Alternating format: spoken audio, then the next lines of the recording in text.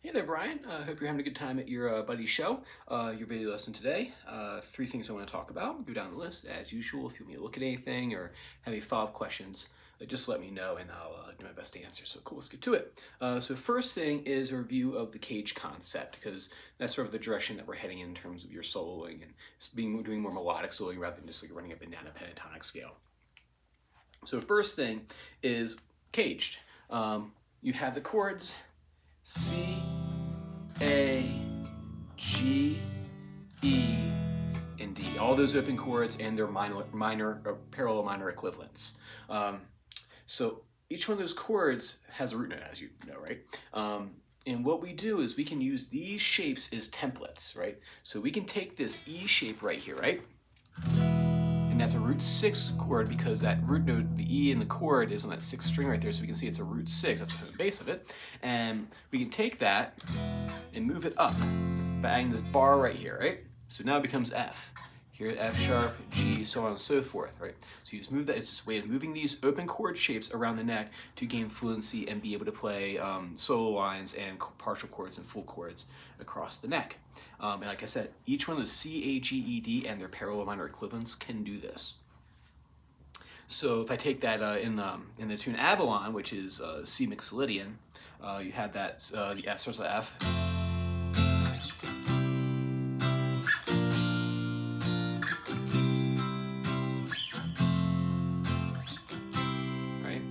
So we have that chord progression right there. What we can do over top of that, since C's so prominent in that progression, is we can do an E form C chord. So we take this E shape right here, we move it up to the 8th fret where C is, and we can break that chord apart into first basics of this. Like I think we already did this.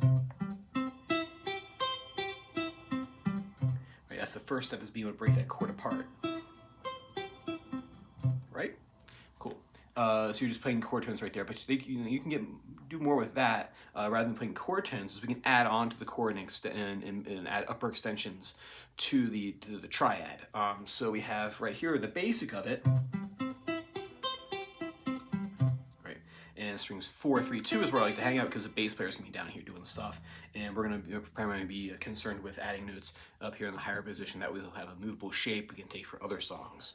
So we have the C, E, and G of that C chord. It's literally these 3 strings off this chord shape, and I break apart the stuff I don't need, change the fingering a little bit, and then with that, it's really the same thing as this, is that right there. I'm just getting rid of stuff I don't need. I'm getting rid of the notes on string 6 and 5, and on string 1 right there. So, right. Cool, so we have our triad, right? We have our C, E, and G, or a C major chord. And what we're gonna do is we're gonna add the major 6 to it, or the natural 6, I should say, in this language. Right, we have our natural 6 right there, so we have C, E, G, natural 6.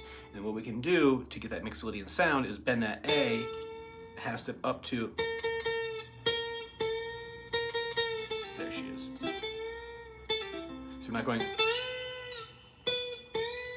we're not aiming for that note, we're aiming for this guy right here.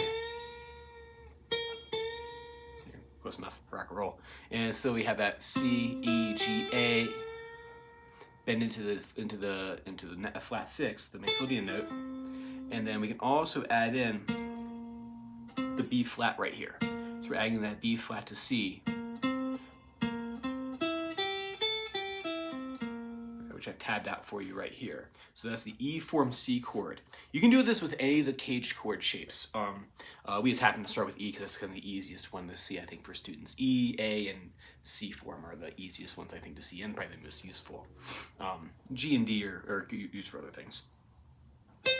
So say, for example, if I took C shape, right? So here's the basic C shape. I put that shape up the neck. C form C chord up here, strings 4, 3, 2. Add the A to it.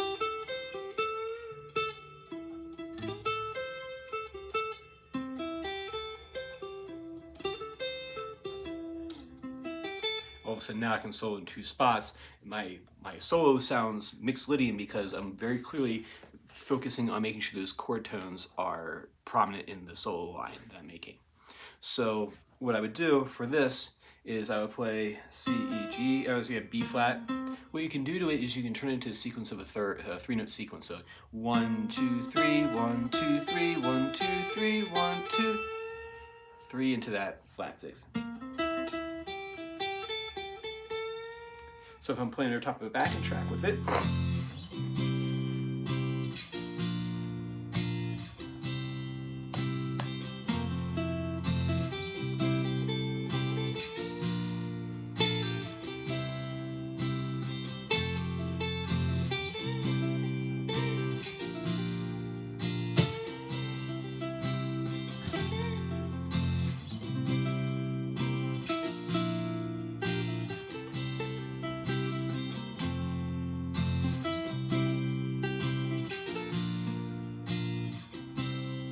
like you do the solo,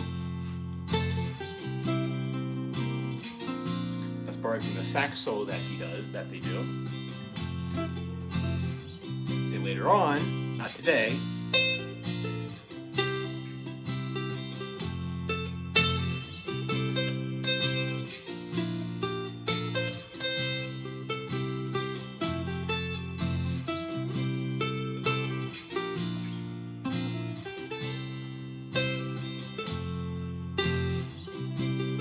something like that. And then you also have the question of the sax solo. I wrote out the first little bit of it. It's a little bit longer. There's some more stuff in there, but we'll start with this just for this week. It's this little fragment that he does. If you look here, it's nothing crazy.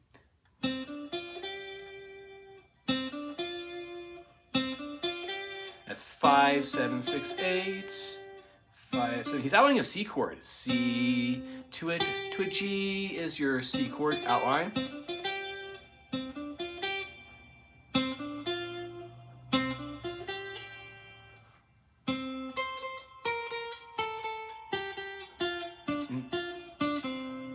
Something like that is what he's doing. So it's a lot of repetition. So take note from the solo that the sax player isn't playing up and down scales and stuff like that. He's making a melody and he's just repeating stuff. He's not flying, and not everything is new, right? What he's doing here is 5, 7, 6, 8, a cool motif, right? Piece of it, fragmentation of it. Back to the original. Scale run.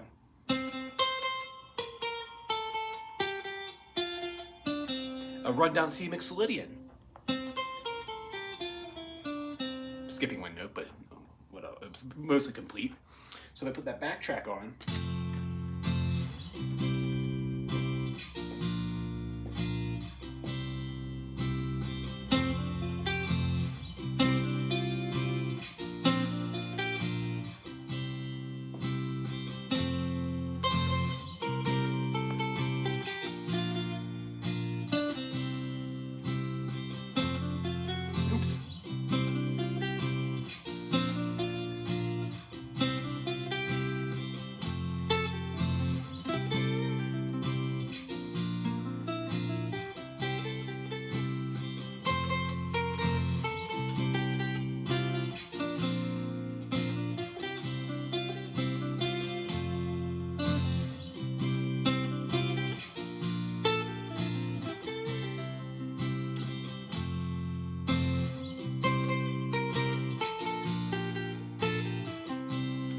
what I did there was I did like a little bit of A and B. So I took some of his sax solo ideas and I combined it with the Mixolydian, the E form stuff, and just like took pieces and just like moved them around.